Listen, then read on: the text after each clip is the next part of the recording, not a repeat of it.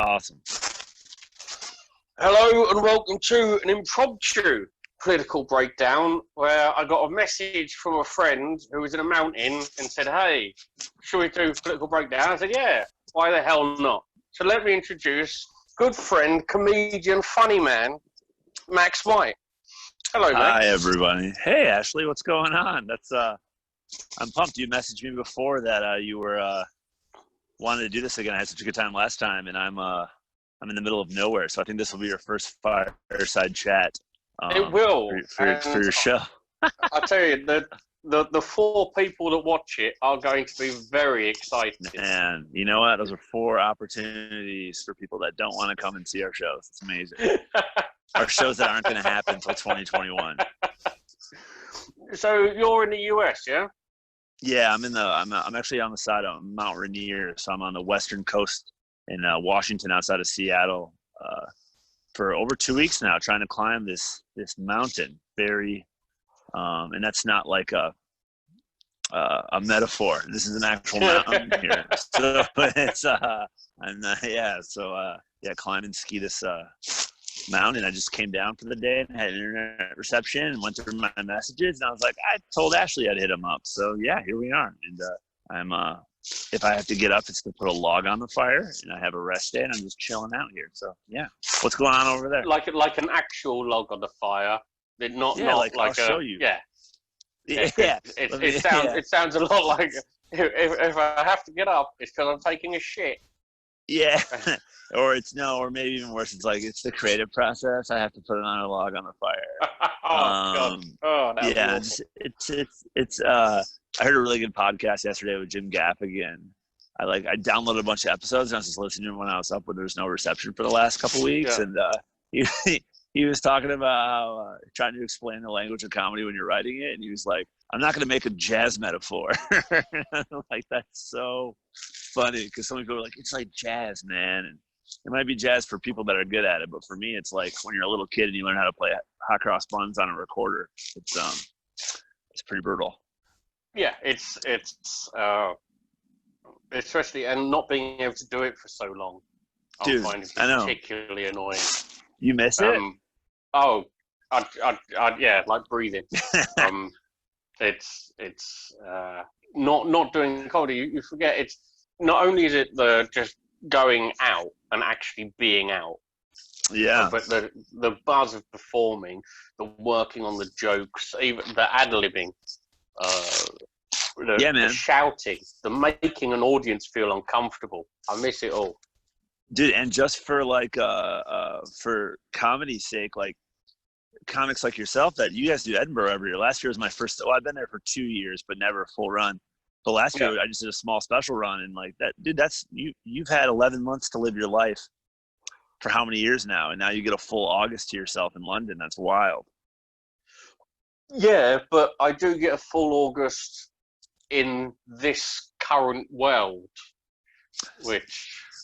You know, it's so funny. As you're talking right now and you're about to transition to talking about politics, all I can hear right now is automatic gunfire. I mean, that is America's nature, isn't it? I mean, it's funny. Washington is I didn't realize it was so. I've spent time here before, but never so much at one time. And it's pretty amazing how I thought I'm from the Midwest originally, and I thought that was like hillbilly heaven. But this out here, man, whoa, I mean, literally all night long you'll hear gunfire, and not semi-automatic. I know the difference. These are legit troublemakers, I'd call. It's like some real interesting type people out here. So what's going on for the state of politics for you? Is this a good time for your writing process? I haven't written. I've written bits of stand-up, but I haven't written anything in depth since this all started. Yeah, I've been writing a lot, and it's all shit because I can't bounce it off anybody. I don't know what's going on, and it's weird to do. Like, yeah, I never thought I'd take it. I never really took it for granted what we get to do, and then when this happened, Daniel Simonson and I were in Spain, kind of when all the craziness happened, and we were back in New York for about a week. And I remember sitting in a bar in Barcelona after doing our shows, and Daniel was like getting concerned about this, and he was like, "You think they're going to cancel like air travel and shows?" And I was like, "Well, I don't think so because it's never happened before." And like, I couldn't have been more wrong. Like, I could not have been more wrong. And now it's been months, dude. Like, I record every single set on my iPhone. It's the saddest thing to see. Like, my last dates were in March, and it's like it's ridiculous. so are you weird. doing any other writing though, or is it just stand up?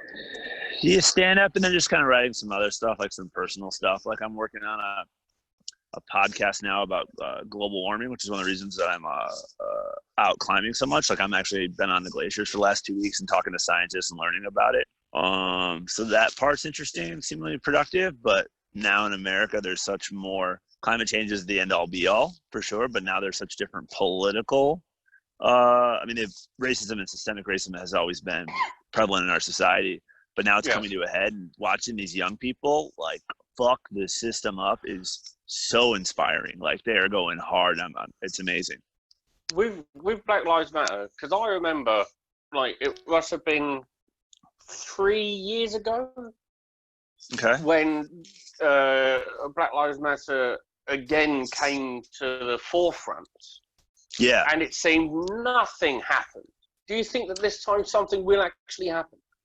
Man, I hope so, because it seems to be there's enough people that, and again, this is very interesting for two white guys, particularly one that's sitting on a mountain right now by a fire to talk about this, because I mean, all you need is a guitar and fucking Kumbaya and you're set. Yeah, I know, right?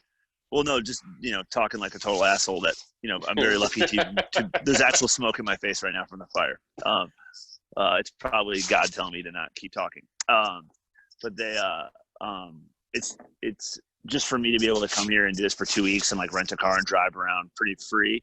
And then you see these kids and you hear their stories, not just kids, these people, and you hear their stories about just the victimization and like truly victimization, like they're victims of crimes by law enforcement. And now people are so smart with information. I mean, there's so much information, but now they know how to suss out the bullshit.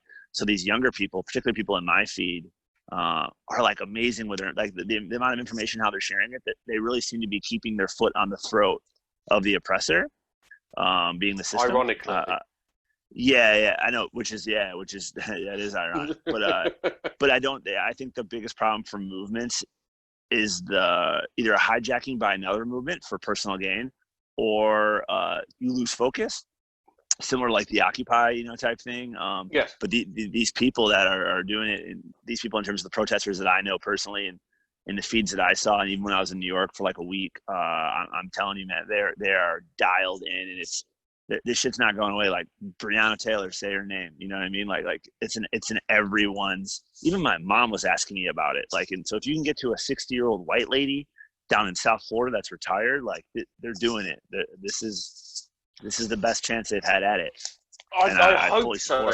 I really want it to go right, because you made the point of it being hijacked, and it's one of my concerns, that especially with the Black Lives Matter movement, is that it will be hijacked, and what they'll do is some of the more, shall we say, crazy ideas from some of the more extreme sides will come to the forefront, and then it'll be, Black Lives Matter, not only do they want equality, but they want a dove, and everyone gets a dove. They go, well, no, that's just one person who said that. That's not what it stands for. But because of where we are with the systemic racism in society, and especially in media and the people in power, it will be, see, they don't want equality, they want a dove.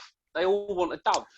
Yeah, I think there's always a chance of that, because it's I think they call it pork fat in American politics, where basically you earmark, you make a bill that's a good idea, and then other people are like, oh, well, with the extra couple $100,000 you have, let's do this. Like, let's put new steps in my local library so my voters are happy. Yeah. And I think people have been trying to do that with this, but man, like, BLM seems very organized. It's like an organization of a decentralization, if that makes sense. Like, everyone seems to be toting the line. And again, majority of my friends are New York City liberals, people of color that are in that area that I'm following. And I mean, I think as a white straight male, like, all I can do right now is listen, and I am learning a lot. And I've always been a big reader, and this goes way back to like Mandela, which Mandela, when apartheid ended, he basically there had to be a process to, he said truth and reconciliation. So, basically you had to meet with your captors. And I think this is the first time that, the conversations are being had, and they're hard conversations. And that whole, the old shit of like, well, that was one time is not happening now, because people are filming everything and it's multiple times and it keeps happening. Yes. And now the problem is the cops aren't, they're bold. They're doing this and they know they're being recorded, but they're still doing this. So it really shows you the systemic failure and the frustration of people in my country that they're not taking this shit. So I no shit. People can say, and again, I'm in the mountains, but people can say like, I'm just sick of hearing of, where's the positive stuff? Like, I'm inspired every day. Like, whenever I do have reception out here and I see what people are posting and talking about, like, it's not like, check out my new, spandex workout shirt. It's like, a list of names. It's a list of books that you can read, like W.E.B. Du Bois, like being brought back into the conversation, and Harlem Renaissance. People are like learning about all these things, and I can't say how enough. I don't think I'm old enough to be proud of people in their 20s, but I guess I'm just proud of people that are stepping up and educating people like myself on it. It's incredible. Yeah, and hopefully it does continue, because defund the police, I think, is the prime example. Because I've had people message me about defund the police. Oh, well, this is ridiculous idea. Problem is defund the police does not say enough for what that particular idea is. And taking some money away from the police and putting it into societal needs, healthcare, education, it's stuff that will stop crime at the inset, because it will allow people to have jobs, to have a better community, to actually have something to do of an evening, so they're not going into gangs and things like this. Actually stopping the problems that were created in a unfair society, and that's what it's also. Not to cut you off, but it's also billed as like, I think Americans, we get hung up on names like defund the police. You know what I mean? Like those 3 words like that. But basically, defunding the police and putting money in education it's not. That's another problem in America. They're saying there's like alternative facts, and there's like, no, there's facts, there's opinions. And with defund the police, it's been shown time and time again throughout civilization. If you increase educational budgets, if you increase healthcare, I have smoke in my face again. People are they're not going to need. There's be a lot less crime, and plus we don't fucking need Iraq surplus Abrams tanks rolling through downtown Baltimore. It always gets through your fucking weird country. The fact that your police walk around like they're fighting Rambo.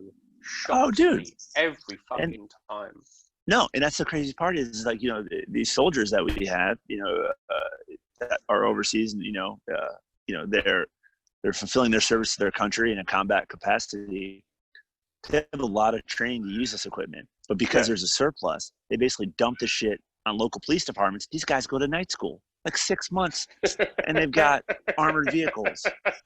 And I went to school, like my undergrad was in pre-law, and I audited a police academy, so I got to see what's going on. And it isn't, it's so interesting, because it's like if you give these people these weapons, they're gonna feel they have to use them.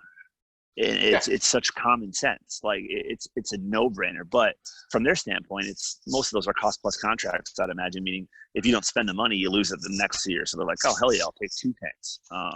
That's the problem with budgets as a whole. Because budgets are always in place. Like, if we do not spend this money, next year it's going to be cut down. So what we need to do is we need to spend more than we maybe need, and so next year it actually goes up or not down. Yeah. And it's crazy. Like in my hometown, the cops have nice cars. That's so stupid to me. I don't understand that. Why do cops need nice cars?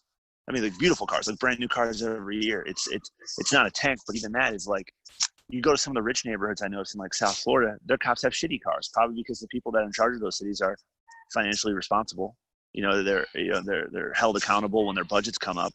But in like, lower downtrodden areas, particularly Michigan as a whole, The cop cars are all brand new, state of the art. Why? Why do they need nice cars? That's like $60,000 US dollars a unit, and there's all of these, and it's like these dudes don't, they don't need state of the art anything other than education. And I honestly think that cops in America should not only have to do the night school training, but they should also have to take some type of paramedic training, because like firefighters in America, they have to go to paramedic training and they have to learn about the anatomy of humans and how. And I think you're not going to put your knee on.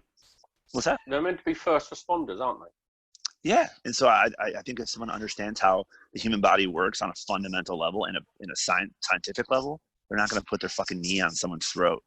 With that, what got me with that is I said, they could be lying. Listen, even if someone is lying that they can actually breathe, still don't put your fucking knee on their neck. No, and that's one of the that's a hard point. The fact that no one in their fucking right mind anywhere deserves to be treated like that ever. There's never an instance.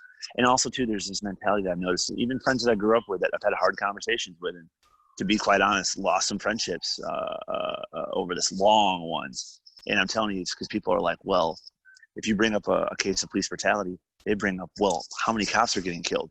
It's not gang warfare. If you punch a cop, he does not get to punch you back. You get arrested and you go to jail. Exactly. But there's this insane thinking that's predominant in my country right now, where it's like, well, you should have seen the videos of the looters, which is complete bullshit. Like, cops are supposed to be the highest level of integrity. And I know it's funny to even say that out loud, but they have to be, think about it. A guy that goes to school for 6 months, or a woman, can be in charge of my freedom. Like, they can lock me up for the rest of my life. That's so much power to give to one person for that little training. It's horrifying. The same problem I have when it comes to politicians as well. We've got an issue over in this country at the moment with the coronavirus pandemic, where we've just opened up and pubs are open, shops are now open. Over the weekend, people go down to the pubs. And there's no fucking social distancing, everyone's drunk. And there's going to be a second spike.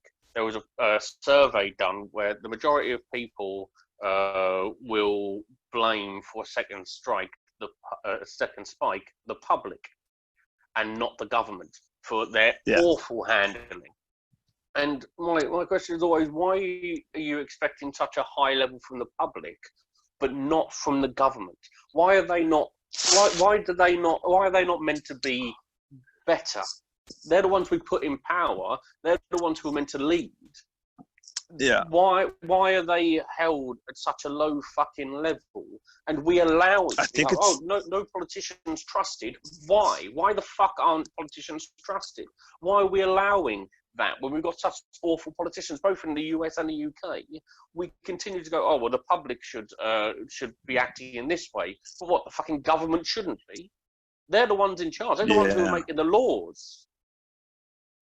Yeah, I think it's a symptom of a sick society, because I heard of Mark Cuban. I don't know if you know him. He's an American business owner. He owns an NBA team here, but he had an interview with exactly with Sean Hannity, and he just basically laid into Hannity about Trump, and he's talking about Trump being the most, air quotes, most powerful person in the world, plays the victim card all the time. He's like, oh, I have this, I have the media against me, I have all these movements, and he's just constantly whining. It's not a sign of a good leader. And all of a sudden you're in a sick society where basically the government is like the woe is me, like, they're pulling the whole, like, Trump throws rallies, coronavirus spikes, crazy, people protest, and they're trying to say the narrative is that there's also causing spikes there. But from what I've read, and again, I've only had service every other day here, but it's alarmingly not accurate. It's becoming more aware. It's becoming more clear, that these rallies, the people that are at the rallies in America, the protesters, are actually doing what you're supposed to do. They're wearing masks, they're 6 feet away, and they're not having these spikes. But if you watch the Tulsa Trump rally that was, a few weeks ago, I watched it in my apartment in Brooklyn. It was hysterical. For one, he didn't even sell out. It looked like an open mic. It was like, I think, a 19,000 seater, I could be wrong, but I think he sold just under 9,000 tickets or 6,000. Yeah. But when you watch the people walk in, like there's like these people dancing, and it looks like the worst nightclub of your nightmare. And but then you see after that all the fucking coronavirus cases. Oh, you still there? All the coronaviruses are spiking in those areas. So it's weird how he won't take credit for that shit, but he's trying to blame it on the protesters why the spikes are happening. So it's very weird when you realize that strong men are so weak. I would say men in power are so weak. I would amend your statement, because I don't think, if anything about my president, I don't see strength ever. No. When I say strong men, I mean the political stance of a strong man. Gotcha. Your Putins, your Trumps, your Bolesnos, the things. These people who portray themselves to be the epitome of man are so weak in themselves. They seem like the type of men who would be unwilling to see any mirrors just in case they caught a glimpse of themselves and cried. Yeah, I would say that about. I can speak to that for my president. I'm kind of afraid of Putin. He seems kind of gnarly. The dudes ride horses with his shirt off. Yeah, the man has he's got the sensitivity of what men think women have.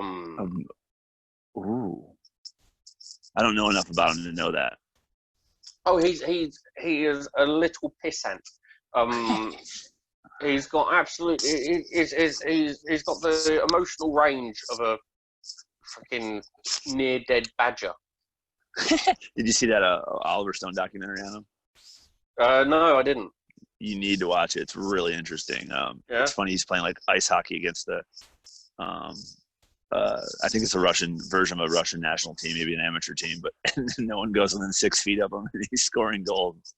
It's pretty funny. How's BLM going over there? Is it in the conversation? Oh yes, it is certainly in the conversation. It's not as we've had a lot of protests as well. We should, and there is a lot of very good things being said. The problem is that the people in power are sound bites.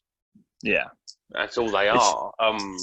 It's interesting here because I'm seeing a lot of like the governor of my home state, Michigan, Gretchen Whitmer, has been very pro lock everything down, and I think Michigan was originally one of the hot spots, and they're actually doing some of the best on it. Yeah. In terms of results of overall cases, but like you hear this, and forgive your listeners, but like they're like, oh, this cunt. There's signs like there's literally outside my hometown when I was visiting there during all of this.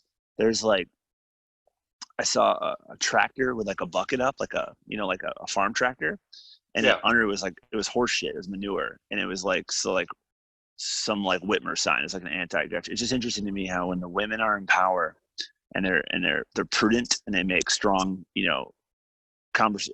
controversial decisions, they're called like bitches and cunts. But when men do it, they're like, oh, they're just savvy business guys. That guy doesn't fuck around. It's just interesting to see the difference. Well, that brings into a very interesting thing. One of the things that's been happening in over here in comedy. There's been another call out of male comedians being predatory and towards female comics, flyers, manipulation, all of this. A number have been called out for it. Their apologies, the people who have been called out, are so bad. It is remarkable.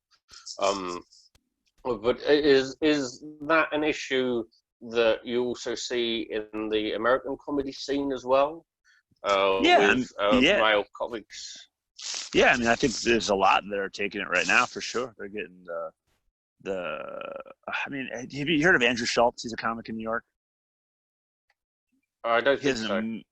I highly recommend his Instagram channel, but he has an amazing point about it where he seems to be, I would say, the state of the art on the late night monologue for all this going on. But yeah, definitely people are getting in trouble for things they did, and rightfully so. Yeah, I mean, it's cool to see people feel comfortable enough to out their accusers, And I hope the people that actually did the bad things are getting in trouble for what they did. But just like BLM, I'm afraid it's possible their movement can get hijacked by people with ulterior motives. Yeah, and the problem is that a lot of it isn't illegal either. It isn't. It's not sexual assault. It's just it's predatory manipulation, things like this, making people feel uncomfortable, texting them. Like there was a story that a female comic put out that there was one club that paid male comics in female comics mobile numbers. Ugh. Yeah. Fucking gross. I mean, if you live your life by, well, it's not illegal. You're a pretty fucking horrifying human being. You know what I mean? Yeah, I'm not saying you. I'm just saying, like, it's interesting when people are like, well, it wasn't illegal. You know, it reminds me of the same type of thing when people come up to me that don't know me after a show, and it's always the same type. It's always a dude. He's always been drinking a lot, and he's like, aren't you worried? Like, you know, sometimes you're just going to get, you know, just say something like really racist on stage accidentally. And I'm like, no, because I'm not that guy. What the fuck are you talking about? And it's because the way I look. You have to be racist to come out with it. Yeah. And honestly, when I don't have this shitty patchy beard, I have a type of face that racists often confide in me, and I hate it. Like, I'll be in an airport. I remember your face, Max. Very racist. Yeah. Very. I know, very. It's not that I'm racist, but they're like, this guy. Yeah, I just have that look. Just, your name's Max White, right on. You're like, oh, Jesus Christ. It's I think people are getting what they deserve across the board, and that's awesome. I just hope that the people and the victims of the systemic failures are able to keep their focus. Like, I hope right now it's a laser, and I hope it doesn't get pushed back to be a flashlight. You know what I mean? I think it's the things that need to be, like, things tomorrow that prevent a black kid from living, like dying tomorrow, right? A black kid in America. Yeah. That's the most important thing to me right now, just from what I'm seeing. And it's amazing to see, like I said, these people that are like younger. And dude, I mean, I can think of one person in particular on Instagram. I met her. She's just like a friend of a friend that, you know, works in a bar in New York. Dude, she is up at, like, you know, from what I see, every day she has like new information on her feed about like black-owned businesses you can help out in New York City, bailout fees. I mean, the list goes on and on and on. And I'm like, just reading stuff like, this is incredible. Like, this, it seems to be the power to change is in the hands of the people that are willing to do it. And these people aren't just like some protesters. They're hitting the streets every day. Like, it's not just like, we're just kind of protest. No, they're like in the cops' faces. They're fucking killing it. Like, they're amazing. I'm so proud of these people. I think it's really cool. Is the most important thing then for the US the November election? No, I don't think it is. Unfortunately, I'm afraid it's a foregone conclusion. Up until 2 weeks ago, I was almost certain he was going to get reelected, but now for the first time, I generally don't know. But America has never defined herself by the person in power. It's more of an idea. And the person in power now, he's doubling down on racism. He's doubling down on fear, like religious zealousy, if that's a word. And he's actually isolating his own people that got him there. And even if he does get reelected, I think it could be actually the death of the Republican Party, because I think another 4 years of this garbage, I mean, our country's failing right now. Like, unemployment's at the all-time high. Your country can't deal with another 4 years of Trump. If it's another 4 years of Trump, there will be war. Well, I mean, and I think there's been a version of it right now, but beyond the war and that, you know, and like that, I just think in terms of our living life, like everyone I know is unemployed. Comics, obviously, but other people are unemployed. Yeah. We're getting, like, you know, government checks and things like that, but it's like, this isn't Make America Great Again. Like, get the fuck out of here. Like, this is we're so far behind. 14.7% over in the US. Yeah, it's the highest since I believe the Department of Interior has kept records post-Depression. But I mean, dude, I'm fucking weird, so I'm on a mountain, but like seeing the 4th of July here, which is, you know, our Independence Day, is super fucking weird. super weird. Don't even want to get into that one. But they just because I only have 20% left on my battery. But they like there was a progressive time in Obama years where people like universal health care was starting to happen. Yeah. Skateboarders that I knew, people like me, were having health insurance again. And now we're like unemployed. We're sick. And we're not just sick. We're worse than anywhere else in the world. Like we blew it so hard on the coronavirus thing. So hard. If you were trying to make sure that the reason that poverty stopped was because all the poor people died, you're going in the right direction. But it's I mean it's weird because I think every person that gets older has a story. They talk to an old guy when they're like, this country's going straight to hell ever since Nixon took us off the gold standard over there. But now I think it's hit critical mass where, even talking to my dad, who's, both my parents are from downtown Detroit, and I'm from a multicultural family. And even my dad is just like, it's crazy right now. Like just seeing, the stimulus check alone, you get like $1,200 and it's like, okay, $1,200. That'll do you for a year. Like, are you fucking kidding me? And then, we have the PUA, which is $600 a week. And then, 120, but basically no one's working. Everyone's getting, I know a lot of people are making more money than they did when they worked, but we keep getting sicker. Like, this is the safest place for me right now, is in the middle of a national park on a mountain, because I'm not around anybody. Yeah, but then you got people like when I was in New York, I was back there. And fortunately for me, I'm able to come out here. But like, I felt like I was part of the problem. Like I helped my old neighbor carry an Amazon box up because she couldn't lift it.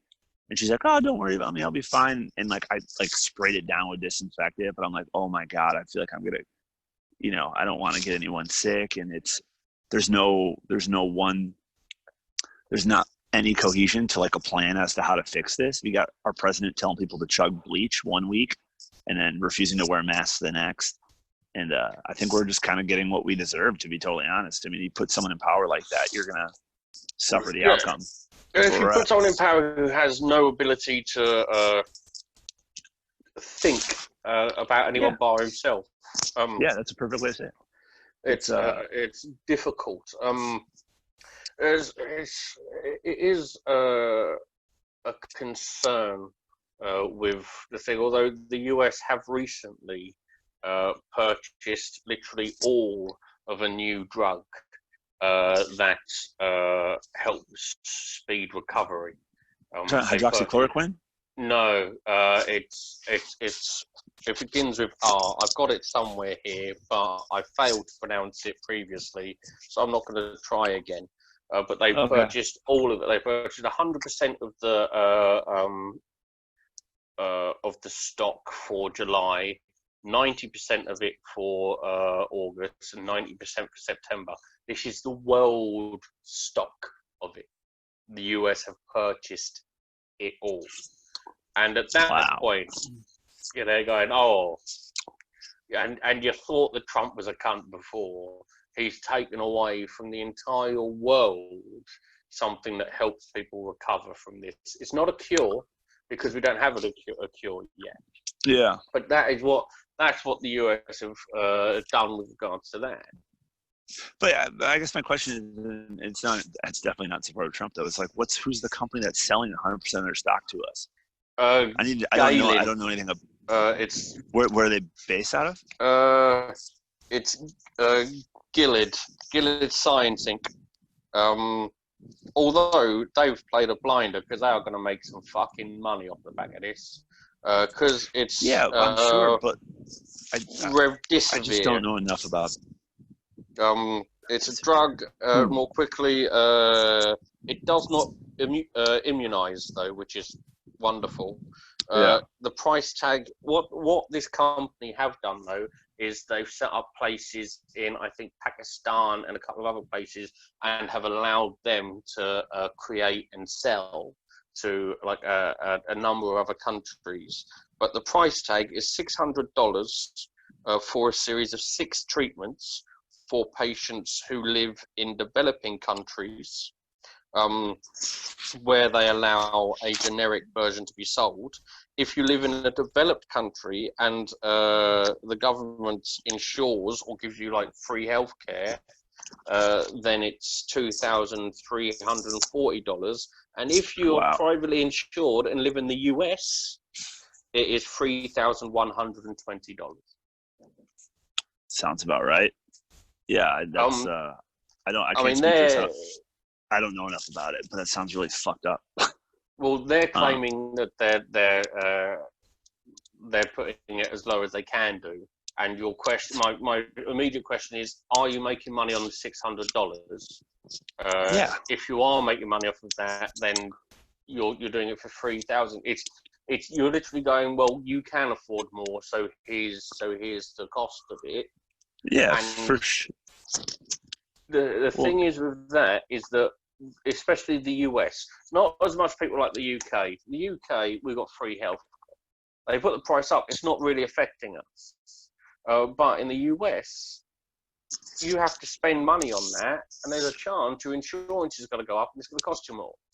Fuck yeah. Yeah, for sure. No, it wouldn't surprise me at all. There's, our country learned in I can't remember, whenever polio was cured, that there's no money in cures, treatments where the money lies.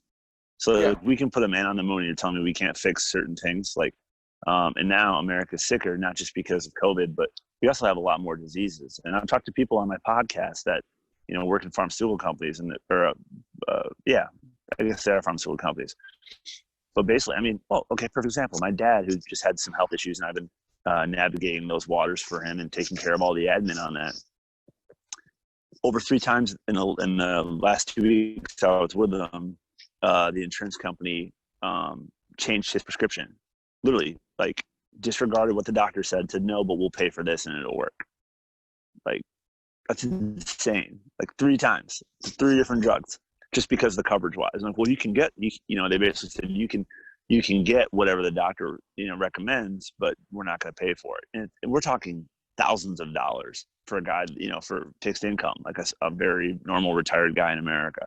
And that doesn't surprise me at all. It's so fucked. I mean, it really is bad. The most horrible thing. I know people personally that have had to get divorced multiple times from the people they love and they've been with for 40 years because they've hit their maximum amount of medical spending on married insurance, whatever, because one of them had 3 different types of cancer, 3 different times.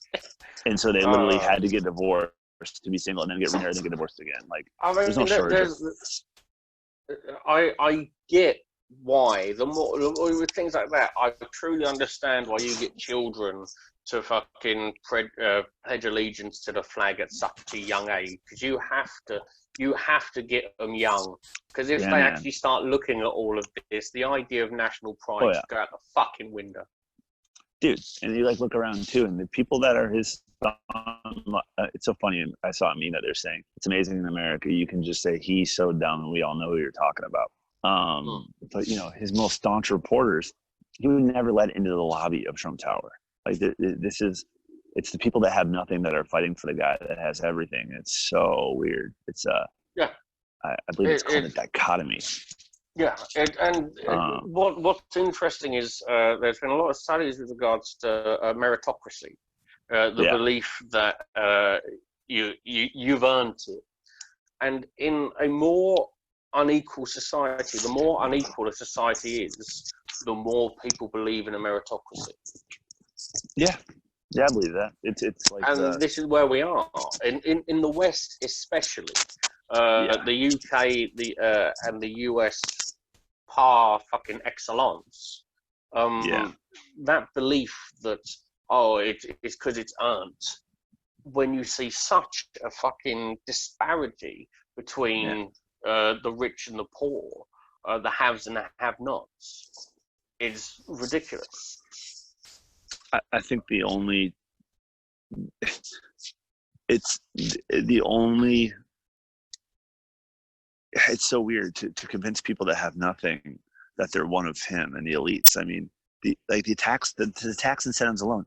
I know people in New York that are wealthy people, and even their money, the amount of money they saved in tax loopholes is they don't have to work anymore. They can just have the money they have in investments. And it's what's the answer to 9 out of 10 questions? Money. So they're this is really exploitive and awful, but we're not saying shit about it because they're of the means. Meanwhile, you got other people that can't. I keep having this mental image in my head, and this isn't a real person, but I keep thinking about a single mother in Michigan, where I'm from, 2 or 3 kids. She kids are home from school because there's no school right now because of COVID. She can't afford daycare, and most daycare's closed because COVID, and she still has to work because she's deemed an essential worker, right? Yeah. And the essential workers, they get this great fucking name and they get claps for and shit like that, which, by the way, America tried to rip off your NHS clap and it just never was the same.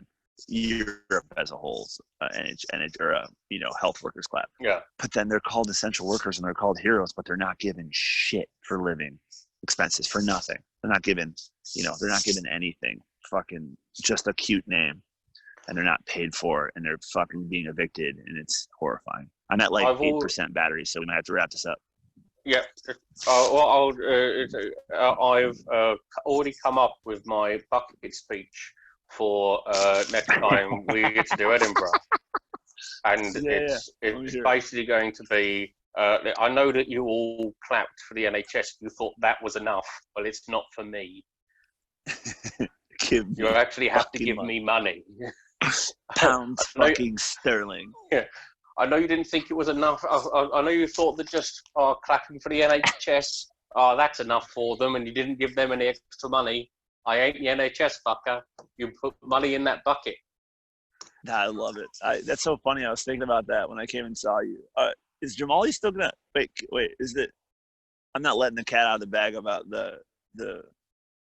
Is Jamali doing anything with I don't want to say it because I'll tell you off air. But are you guys doing anything together? Let's close this. Oh no, it's fine. No, we'll close this. I want to thank you, and then I'll talk to you once I've stopped recording. Okay, cool. Thanks for having me. We'll do a part 2 when I have more battery. Yeah. Well, thanks to Max. This will come up. Brilliant, fantastic. Let me stop recording.